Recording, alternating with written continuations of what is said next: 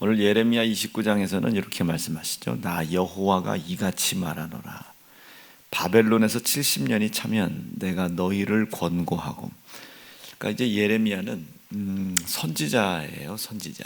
예레미야는 선지자인데 예언을 하기도 하고 뭐 선지자로서 막 책망도 하기도 하고. 지난번에도 우리가 말씀을 들을 때 그 나훔 뭐 이런 사람들은 그 하나님의 심판에 대한 경고만 그냥 드립다 이렇게 했다고 그랬잖아요. 그래서 그런 이제 선지자들도 있고, 그래서 묵시와 예언이 이렇게 좀 나눠진다, 이렇게 나눠진다. 근데 이제 예레미야도 이제 그런 선지자 중에 하나고 예언자 중에 이제 하나인 거예요. 바벨론에서 70년이 차면 내가 너희를 권하노니. 그러니까 예레미야가 이제 1장부터 차곡차곡 읽어보면 이스라엘 백성들 니네들 이러다가 저 북쪽으로부터 이렇게 큰 민족들이 내려와 가지고 우리 이 나라를 종삼을 거다 이제 얘기를 해요. 근데 유대가 요렇게 이스라엘이 이렇게 있고 요 북쪽에 먼 땅이 있지 않겠어요? 이게 이제 바벨론이에요. 바벨론. 이 바벨론이라는 데가 있고 또 신바벨론. 요 밑에가 뭐 아수르, 여기 아수르, 애굽 뭐 이렇게 있어요. 그런데 이 위에서부터 이렇게 내려와 가지고 너희를 이제 종삼을 거다. 그래서 이 바벨론이라는 나라가 이스라엘을 두 번이나 이렇게 포로 삼잖아요. 1차, 2차 하면서 이제 포로를 삼습니다. 그건 이제 나중에 얘기를 하기로 하고, 그렇게 이제 포로 생활을 하는데 이제 70년 동안 너희가 포로로 잡혀 있을 것이다.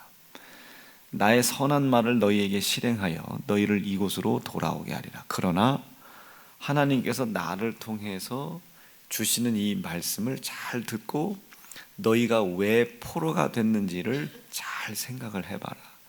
지금 이스라엘 백성들은 뭐 우리도 마찬가지지만 왜 자기가 그렇게 묶여 있는지를 잘 모릅니다. 하나님은 이거에 대해서 언짢으신 거고요. 그러니까 언짢다는 것은 화가 나 있고 우리를 향해 삐져 있고 이게 아니고, 하나님을 이스라엘 백성들이 오해하는 것에 대해서 하나님이 속상하신 거예요. 그러니까 예레미야는 하나님에 대한 이스라엘 백성들의 생각들을 좀 풀어주려고 하는 겁니다. 오해를 풀어주려고 하는 거예요. 지금 이스라엘 백성들은 자기들이 바벨론에게 묶여 있을 수밖에 없는 역사적인 이유도 있어요. 그리고 영적인 이유도 있습니다. 역사적인 이유는 보세요. 여기가 이스라엘이라고 그랬잖아요. 여기가 이스라엘. 여기가 이제 애굽이에요. 우리가 이야기하는 이제 이집트, 지금 애굽입니다. 이 애굽이 이렇게 그때 굉장히 강대국이었거든요. 이 애굽이 이스라엘을 이렇게 지나서 요 바벨론과 아수르를 쳐 들어가려고 해요. 그때 이 이스라엘 백성들이 이 애굽을 가로막습니다. 이 가로를 막고 지나가지 못하게 한다고요. 그때 여기서 이제 마지막 왕인 그 요시야가 누가 죽어요. 여기서 죽습니다. 그러면서 이제 급격하게 이제 쇠퇴해 나가기 시작해요. 그 아들이 왕을 하지만 사실은 그 아들은 바벨론에서 이 애굽에서 세운 왕이고 아주 급속히 쇠퇴해 나갑니다. 그리고 이 바벨론이 뭐 아수르를 치고 뭐 또 이 바벨론이 쳐 내려와서 애굽과 이스라엘이 연맹하고 있는 이것을 친다고요. 그때 이제 예레미야가 바벨론과 친해라, 애굽하고 친하면 큰일 난다, 이러면서 이제 하나님의 경고의 말씀을 늘 이야기하죠. 정치적으로 보나 국가의 역사적으로 보나 문화적으로 보나 상황적으로 보나 지금 이스라엘 백성들이 쇠퇴해 나가는 분명한 이유가 있어요. 그런데 이걸 누가? 이스라엘 백성들만 모르는 거예요. 왜 예레미야가 애굽과 친하지 말고 바벨론이랑 친하라고 그렇게 이야기를 하나? 이스라엘 백성들만 모르는 거예요. 왜 하나님께서 하나님의 규례와 명령을 지키라고 하나? 이스라엘 백성들만 모르는 거예요. 자기들의 입장에서는 자기들의 눈에 보이는 육신의 상황만 쫓아가는 거예요. 육신이 유익만 쫓아가는 거예요. 그러니까 이런 이유들이 있어요.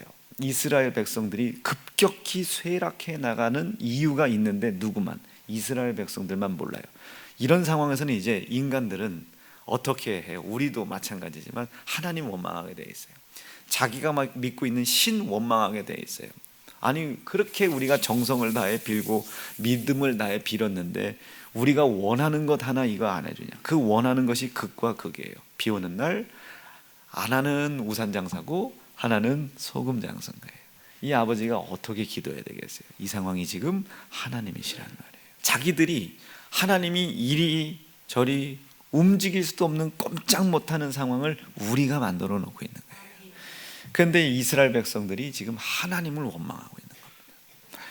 그러니까 이 예레미야가 중간에서 그걸 가만히 보아하니 이대로 하나님을 대적해 나갔다가는 하나님은 심판의 하나님이신데 그 심판 하나님에게 전부 멸망당하잖아요.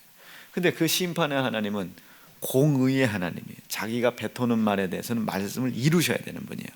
그런데 이분은 우리를 변함없이 사랑해. 공의의 하나님으로서 마지막 심판을 향해 하나님의 역사가 흘러가는데 우리를 사랑해 살리려고 하시겠죠. 살릴 수 없지만 살리려고 하겠죠. 그럼 우리를 어떻게 하겠어요? 하나님이 살릴 수 있는 곳으로, 하나님이 살리실 수밖에 없는 생각, 행동, 언어, 말들이 있는 곳으로 우리를 끌고 가려고 하겠죠. 이게 선지자의 역할입니다. 이게 예언자들의 역할인 거예요. 즉 이스라엘 백성들은 자기들이 쇠국해 나가는 원인이 자기에게 있어요. 여러분들도 마찬가지입니다. 2022년을 이제 여러분들이 결산을 잘 하셔야 될 텐데 2022년 여러분들이 아름다운 결산을 못하는 이유가 여러분들에게 있다는 것을 잘 몰라요. 하나님이 안 도와주는 줄 알아요. 하나님은 어떻게까지 도와주려고 하시는데 여러분들 마음속에 있는 하나님을 향한 원망을 내려놓지 않고서는 왜 안 됐는지가 눈에 보이지 않습니다. 그래서 지난주에 결산감사 첫 번째 성회를 할 때 원망에 대해서 설교를 한 겁니다. 이 하나님을 향한 원망을 내려놓지 않으면, 절대로 내려놓지 않으면 이 세상은 하나님께 기도한다고 성공하는 게 아닙니다. 하나님의 기도는 우리에게 부족한 지혜와 지식을 더해져 나가는 거죠. 그 지혜와 지식을 더하는 이유는 여러분들 입고 먹고 마시는 거 잘 되라고 주시는 거 아닙니다. 예를 들어 여러분들이 하나님 앞에 간절히 입고 먹고 마시는 것을 위해서 기도했어요. 근데 그게 이루어지지 않았습니다. 그럼에도 불구하고 하나님을 향한 기도와 예배와 예수의 고난과 피의 희생으로 인하여 이루어 놓으신 영생에 대한 감사를 잃어버리지 않으면 하나님이 잘못된 거예요. 그런데 여러분들이 입고 먹고 마시는 그 분명한 것이, 구하는 그것이 안 됐을 때 사실 여러분들은 기도의 자리가 뒤로 밀리잖아요. 예수의 고난과 피의 희생을 기억하고 기념하는 것은 안중에도 없잖아요.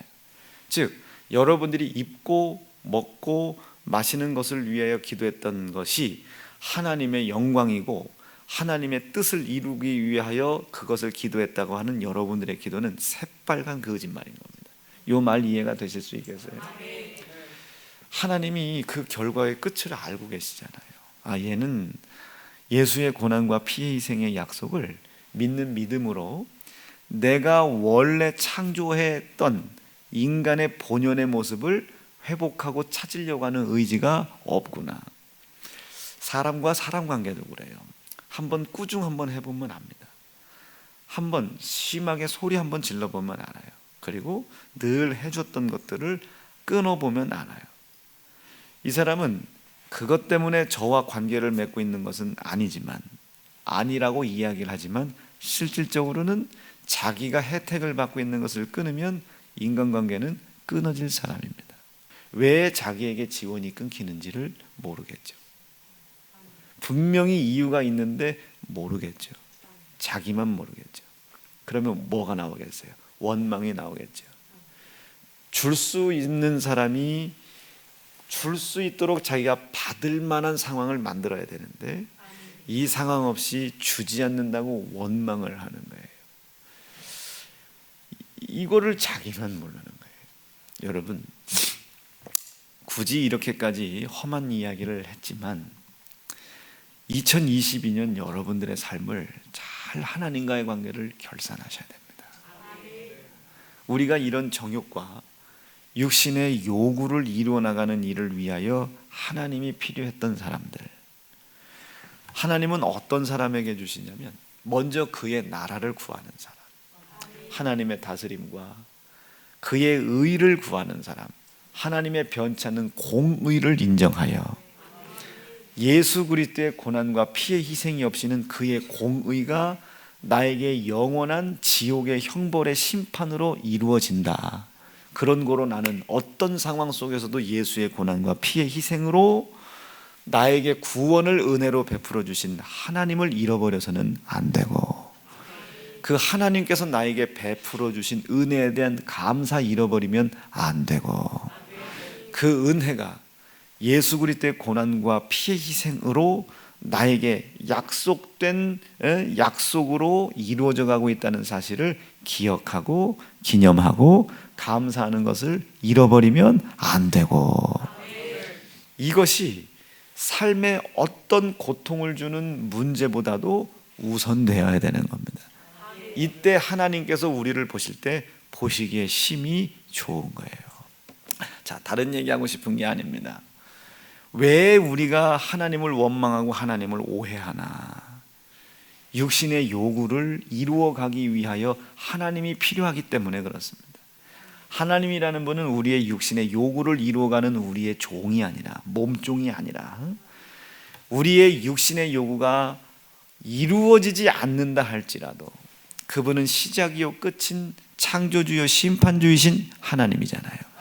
그분이 나에게 은혜를 베풀어서 다시 한번 영원한 지옥의 형벌의 심판에서 피할 수 있도록 아들 예수의 고난과 피의 희생을 통해 나에게 그 사실을 믿는 믿음을 가지고 있는 사람들을 구원하여 영원한 영생에 이를 수 있도록 은혜를 베푸신 분입니다. 그분이 그 일을 하신 분이에요. 예수의 고난이 그 일 때문에 이루어진 겁니다. 예수라는 분은 어제도 얘기했지만 하나님의 전부예요. 이 전부이신 당신의 아들을 고난받게 하고 희생하신 일이 고작 우리의 육신의 문제를 해결해 주기 위함이 아니고, 창조주 하나님께서 우리 예수님을 고난받게 하고 희생당하게 하여 십자가에 죽임당하게 하신 이 사실을 믿는 자마다 영원한 지옥의 형벌과 심판을 받지 아니하고 구원하여 영원한 영생에 이를 수 있도록 기회를 주시려고 아들을 고난받게 한 겁니다. 아들을 희생받게 한 거예요. 우리의 삶의 고난과 우리의 삶의 고통의 문제를 해결해 주시려고 아들 예수 짐승처럼 잡아 죽인 게 아니고 어떤 고난과 고통이 있다 할지라도 그 고난과 고통의 분량이 감당할 수 없는 지옥의 형벌, 지옥의 고통에서 나를 건져 주시려고, 그래야 영원한 영생에 이르게 해 주시려고. 왜? 그 지옥의 고난과 고통의 심판을 누가? 하나님이 하시니까. 그런데 그 지옥의 고난과 고통은 우리를 위해 만든 것이 아니라 사단막이 더러운 귀신을 위해 만든 것인데, 우리가 그들과 하나가 되어 거기로 가려고 하는 것을 알지 못하니까 이것을 우리에서 건져 놓으시려고 말이에요. 건져 주시려고 아들을 고난받게 한 거거든요. 아들을 희생당하게 한 거거든요. 그 사실을 누구든지 믿기만 하면 이 방향에서 나를 건져낸다, 구원하여 영원한 영생을 갈 수 있도록 길을 열어주시는 거예요. 이 일을 위하여 당신의 전부인 아들 예수를 심판받을 수밖에 없는 우리의 손에 고난받게 하고 희생당하게 한 겁니다. 이게 하나님이 아들을 죽인 목적이에요. 이 아들을 죽여서 우리 주식이나 오르게 하고 땅이나 오르게 하고 여러분 승진이나 시키고 진급이나 하고 연봉이나 늘리려고 하나님이 이 일하게 하신 거 아니거든요. 근데 우리는 마치 우리가 그렇게 기도하는 그 모든 기도가 응답이 되지 않으면 하나님이 계시지 않은 것 같고, 하나님께 향한 믿음이 정말 수그러들죠. 수그러들어요. 감사가 줄죠. 11조가 줄죠. 기도가 줄죠. 피를 기억하고 기념하는 것이 줄죠. 기도하는 분량 줄죠. 왜? 이미 줄어들었다는 것은 육신의 요구를 이루어가려고 하는 자신의 의지, 그 의지를 하나님이 들어주시지 않은 것에 대하여 하나님을 원망하고 있다는 뜻입니다. 이게 원망하고 있다는 뜻이에요. 이미 여러분들 나와는 있지만, 기도는 하고 있지만, 11조는 내고 있지만, 봉투에 감사헌금을 담아 내고는 있지만 이미 여러분들은 하나님을 원망하고 있는 거예요. 그래서 여러분들이 묶여 있는 겁니다. 이걸 해결해야 돼요. 자기를 묶는 고난과 고통 속에서도 예수의 고난과 피해 희생에 대한 기억과 기념과 감사가 없으면 여러분들은 심고 있는 겁니다. 이 심고 있는 것이 이제 하나님의 거룩하신 때가 될 때 60배 100배의 결실로 맺혀지는 거예요. 땅에 약속된 산업은 물론이거니와 영생이라는 복도 결실이 맺혀지는 겁니다.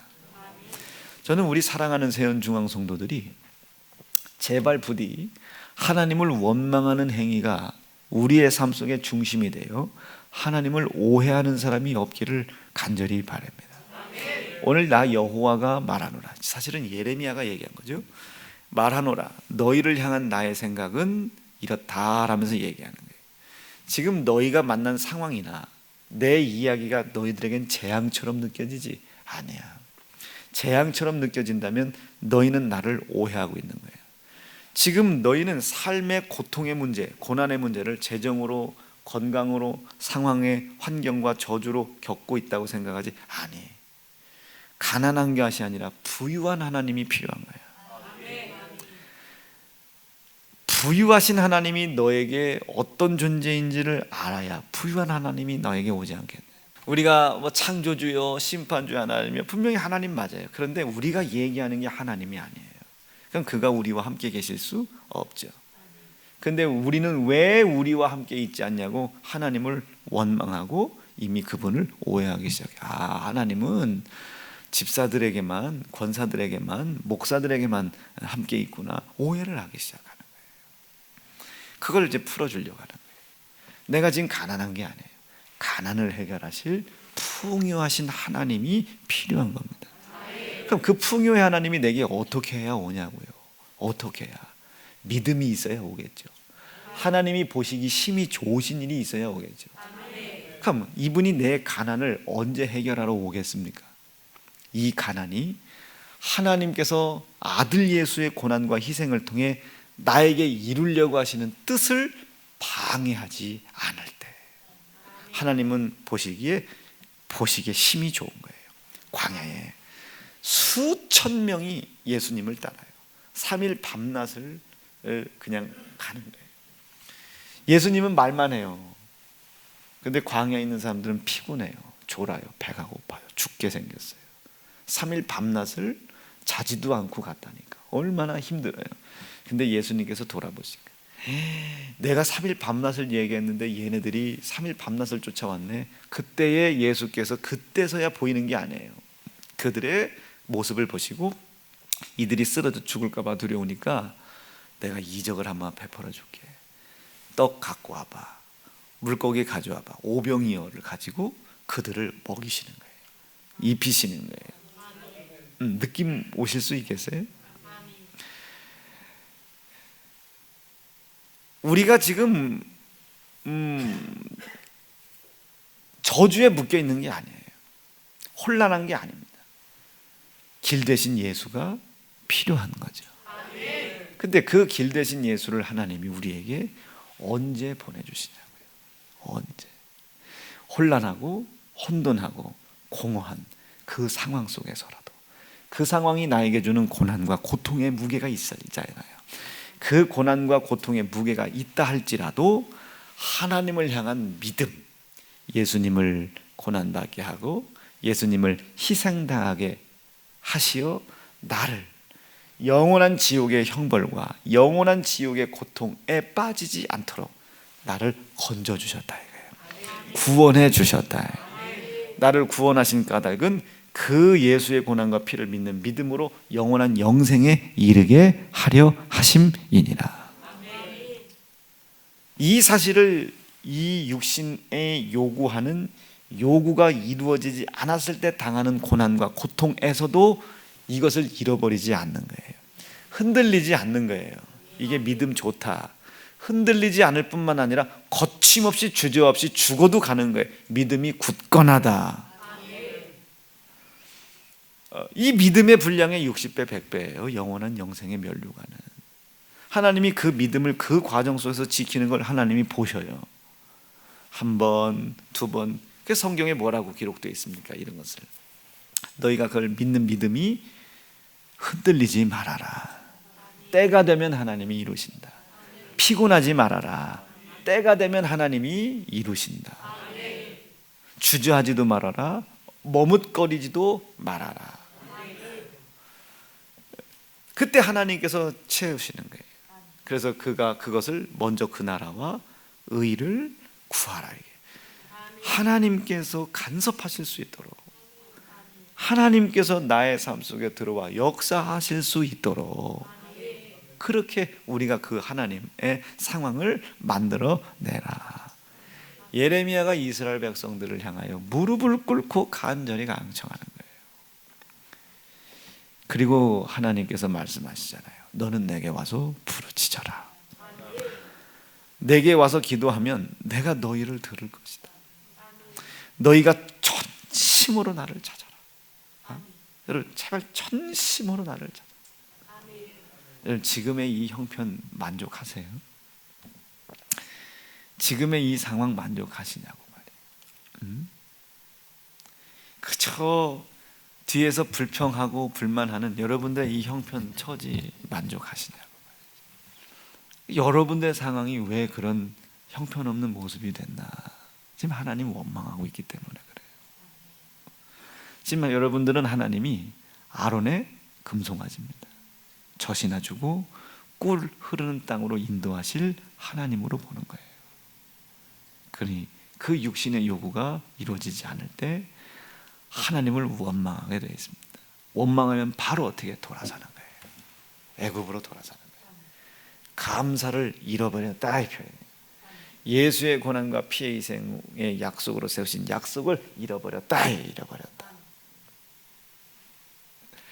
마음에 드냐고요, 여러분. 형편 상황이 여러분의 환경이 마음에 드냐 이거예요. 마음에 드냐.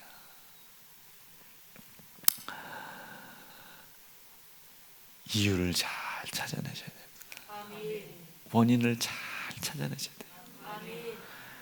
하나님을 향한 원망, 감사를 원망에 뺏겼잖아요.